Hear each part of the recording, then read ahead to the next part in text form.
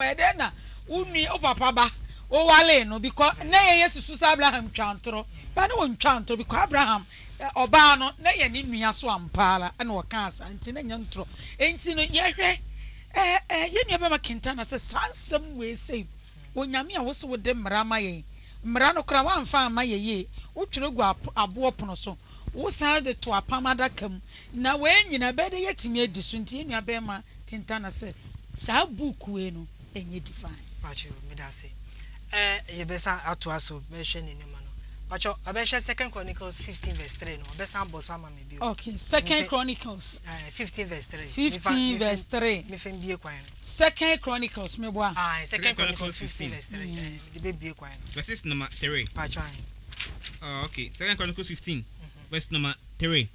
Wasi na Israel na bebre wo ho a. Israel and that Pacho the fabrofo no why. Okay. Say ebi abrofo no ye we a. Pe say ya kan yedi kan kan. Okay. Twi no. Pe say me fa brofo no.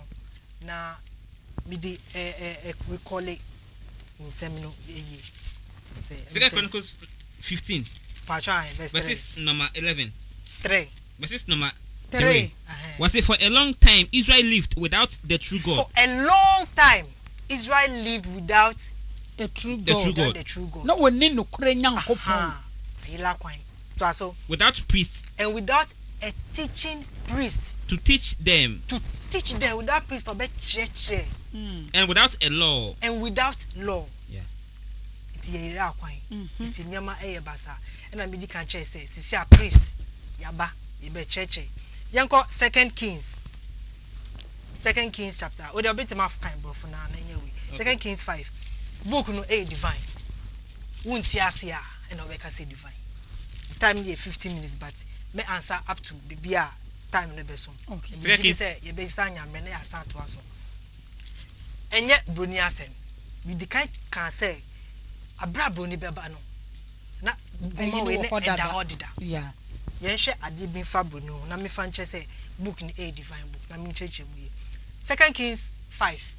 Kind 1 to 2. Verse number 1 to 2. Was it Naaman, the commander of the Syrian army, was highly respected and esteemed by the king of Syria. Because through Naaman, the Lord had given victory to the Syrian forces. He was a great soldier, but he suffered from a dreaded skin disease. Skin disease. Yeah. I friend is saying leprosy. Yeah. Iti kwata no ye ka se kwata enye obi a ne nsa ekurikuri se e skin disease aba begu ye benya white spots e wo body mu ene ye ukai King James version o say leprosy iti ye say yesu sa kwata for yare a na enye konform nsa nti say o mo wiawia e skin disease iti no oyarisa ne ma yarisa we ti say kwata sese na ka mu di kan che na e na ko be se no wetimi akon obe soldier captain. Okay. Enye sanity na e ka che ne so ko dware insu Jordan. Yeah. 7 times na no be fi e de tunjum ye Sunday school. E na ne ho tie to de achede e koye but to de achede no koye no e na prophet Elisha can say onji inti oni don fanko e na ne soon for Gehazi e ko fire yanko the last verse 27 verse number 27 2 Kings 5:27 verse 27 and now Naaman's disease will come upon you and you and your descendants will have it forever. Inti omo ye to aso. And when Gehazi left, he had a disease. His skin was as white as a snow. Or your white as a snow. Ahana broni e sha se fie. The white skin people and a broni by to white fita. I know your topic for another the white skin disease. White skin people. Da me treat this away. This is the beginning of broni. But oba there can be Deuteronomy 32 verse 21. Deuteronomy 32 verses number 21. Okay, verses number 21. What's it? 21. With their idols, they have made me angry. Jealous with their so-called gods. Gods that are really not gods. So I will use a so-called nation to make them angry. A so-called nation to make them angry. Yeah. Enti oyusu abrofo no e de twen aso because ye fi na asem so bra kwan so nto otwen aso e wo honom no. Now oye okan bibi efa say enye Bible ne be ma yenkwanje. Yeah. Eya Bible ne be ma yenkwanje because mache emra asem ni na ba be che Deuteronomy Jeremiah 31. What the Jeremiah 31 pacho ko honum na me fa honum si. Brofuna. Brofuna. Okay, Jeremiah 31. Verse number 31. What's it? Jeremiah 31. The Lord says, the time is coming when I will make a new covenant with the people of Israel. A new covenant. And with the people of Judah. It will not be like the old covenant that I made with their ancestors when I took them by the hand and led them out of Egypt. Although I was like a husband to them, they did not keep that covenant. The new covenant that I will make with the people of Israel will be this. I will put my law within them and write it on their hearts. Inti the first one ye yira kwan ye kosuma bosom ye hwe amanama mu ben e na ye copy omo se na ende yafa nyame fofa ye di nechi yafa Jesus Christ e di nechi but enyo no ni nyame Christianity de no aba na ye so ye hu ye fe na ye di echi the last week the Easter Easter ni crampo no hina na share date Easter date na na fix date and is ko to calendar no so date no e wo dida it ye fa ade fufu e na ye nam so anya nyame na hyen e no twe ya so to 31 so what's it? I will be their God, and they will be my people. None of them will have to teach his fellow countryman to know the Lord, because all will know me, from the least to the greatest. I will forgive their sins. And I will no longer remember their wrongs. And I will forgive their sins, and I will no longer remember their wrongs. I, the Lord, have spoken. Yeah. Verse 35. The Lord provides the sun for light by day, the moon and the stars to shine at night.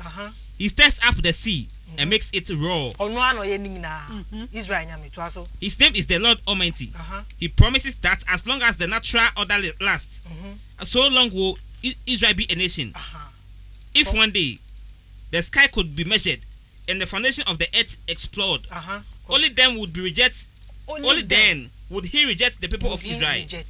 Say obibet man measure sa na manoma waka nyina and dear only Israel in hwe salvation oka wan asem no connected with the children of Israel.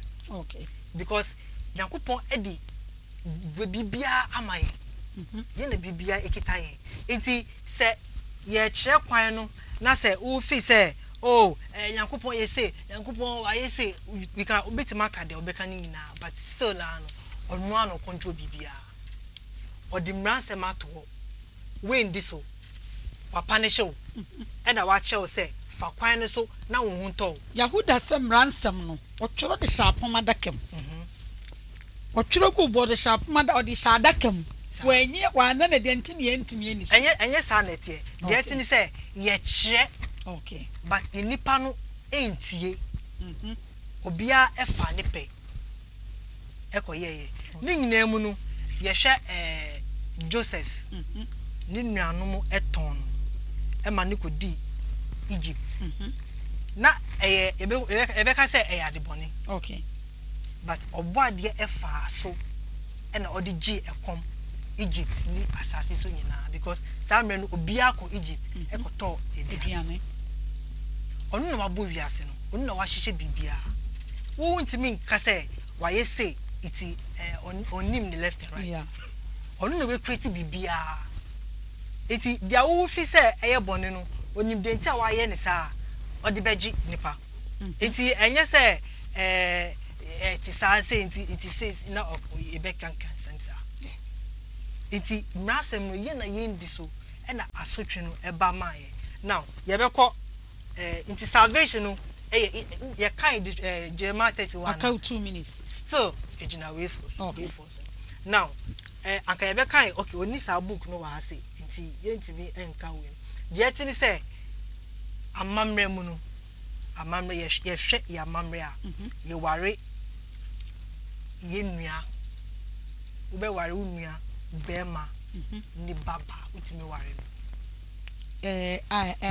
Frabe ben oh ye hwe ye ka say busan ware a ye de bade bia wo fa ba eno na ye busan wale ye but who ware mfi mama ni side bema ni side yeah and ye ware fi now say kai Leviticus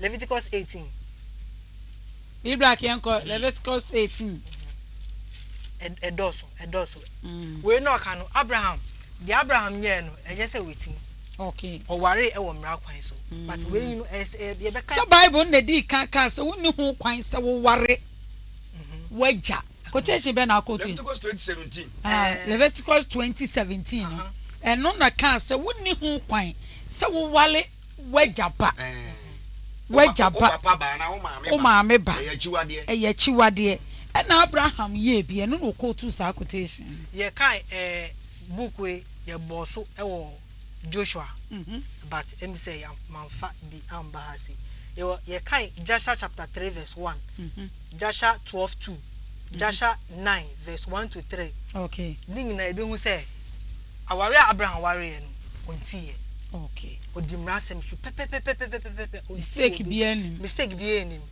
ye hwe Leviticus 18 edoso but teaching na say meche ye be kan Leviticus 18:1 to 17 ye be kan ye be hu say Abraham onti ye okay ware e wo the correct channel na ni adentina nyamesa kan se wa wo be ware sa de ni bia no ye no me na se wa ye Abraham enye say Abraham yes how okay wanye sa ye sa anka e be mre maya Leviticus 18 verse 1 going 1 to 17 forbidding sexual practices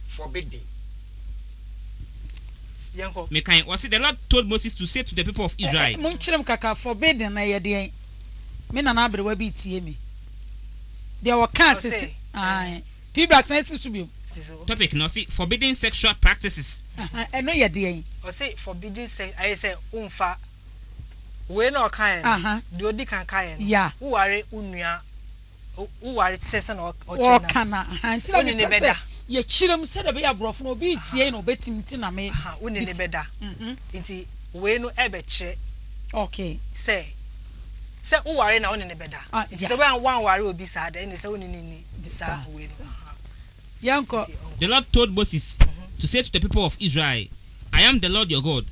Do not follow the practices of the people of Egypt, where you once lived, or of the people in the land of Canaan, where I am now talking to you. Was it obey my laws and do what I command?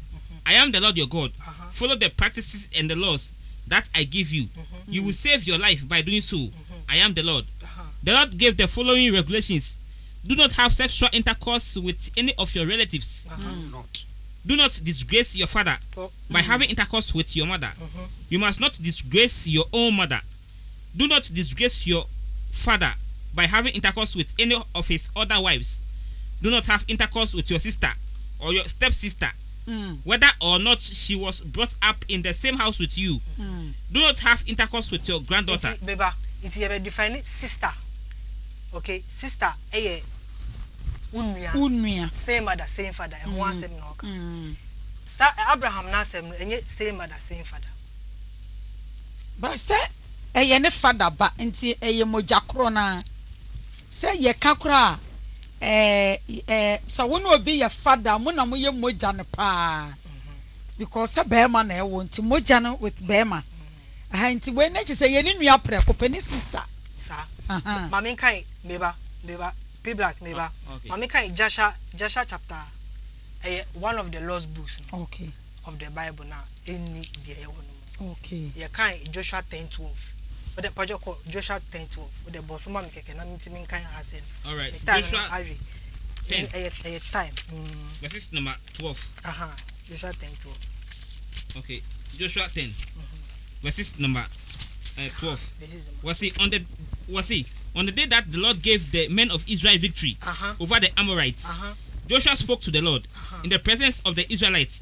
He said, "Sun, stand still over Gibeon. Moon, stop over Ajalon Valley." The sun stood still, and the moon did not move until the nation had conquered its enemies. This is written in the book of Joshua. This is written in the book of Joshua. But the book of Joshua, in this ahuma we. So in this ahuma we. No extract kitwe bi wa say. Say remember permit him akan.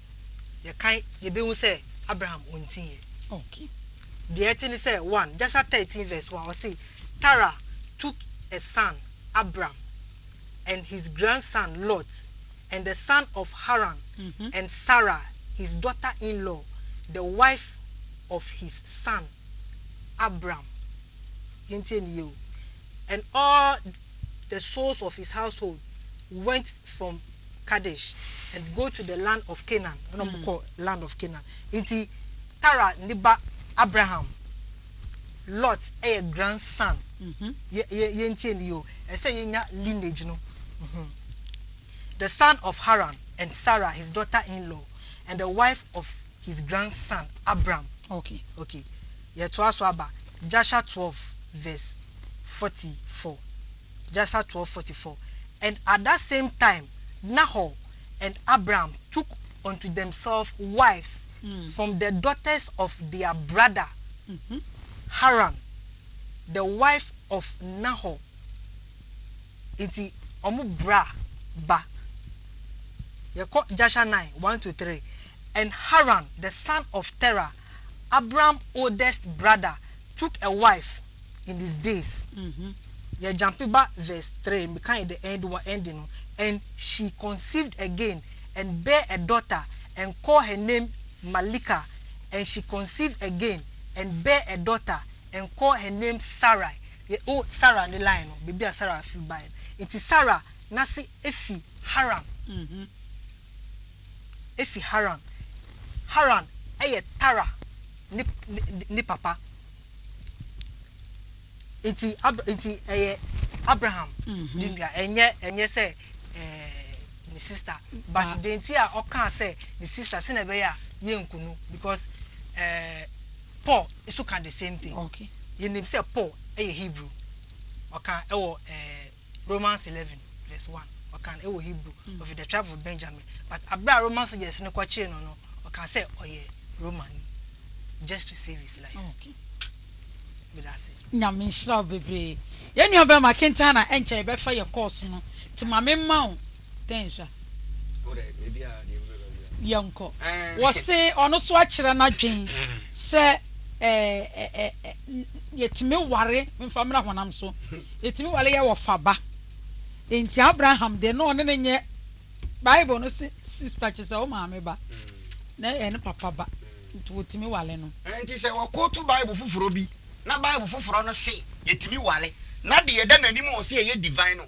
Ese ye ntimi wale a ye mfa de wo he emfa nwobra. Okay. The book of Joshua wo quote obi ntida. In the book of Joshua no nso nsi ba bia se kona ko ware with sister. The American say Leviticus chapter 20 verse 17 kan ye wia and the Abraham na e twantro because he say wa ma yate ase say Paul kora twantro nti Abraham o twantro de save ne kra. Wa ka tro say Paul twantro. Oh say Paul ko de Abraham ye Paul ka bi. So the save no. O de nti ye ntro no ka di save ne ho.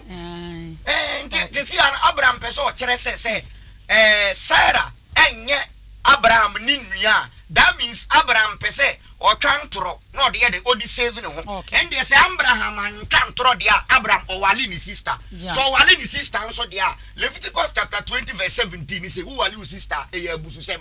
Nti obi odi kan ibu abusu ama bi ka Israel fo no. E yo mo papa Abraham because of an sister wale. To asenkwe.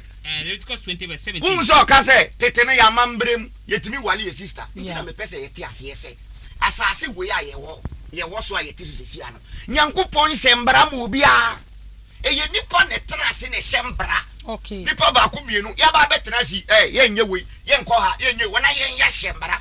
Nti ye titititititi ye mbara na ya hye no.